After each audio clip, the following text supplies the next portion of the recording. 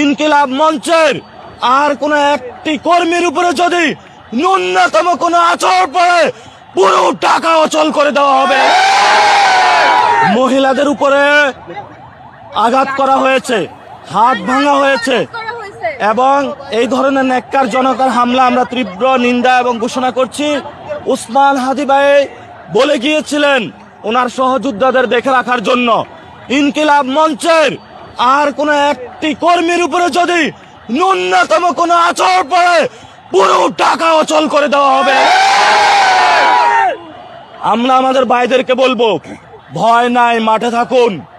উসমান হাদি ভাইয়ের বিচার নিয়ে ইনশাল্লাহ আমরা ঘরে ফিরবো। আমাদের আজাদির লড়াই চলবে।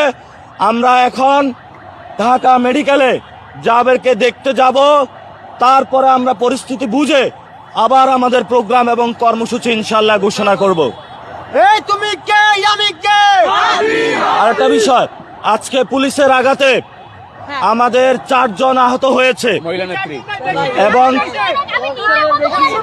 মহিলাদের উপরে আঘাত করা হয়েছে, হাত ভাঙা হয়েছে এবং এই ধরনের নেককার জনতার হামলা আমরা তীব্র নিন্দা এবং ঘোষণা করছি।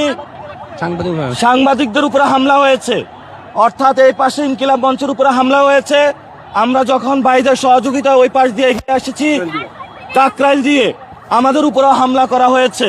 আমার আঙ্গুলে ব্যথা পেয়েছি, অনেকের হাতে ব্যথা পেয়েছে। আমাদের মহানগরী দক্ষিণের সদস্য সচিব আঘাতপ্রাপ্ত হয়েছেন, মেয়েদের উপরে হামলা করেছে, সাংবাদিকদের উপরে হামলা করেছে। আমরা এর তীব্র নিন্দা ঘোষণা করি। ইনশাল্লাহ আমরা শহীদ উসমান হাদি ভাইয়ের বিচার নিয়ে ইনশাল্লাহ ঘরে ফিরবো।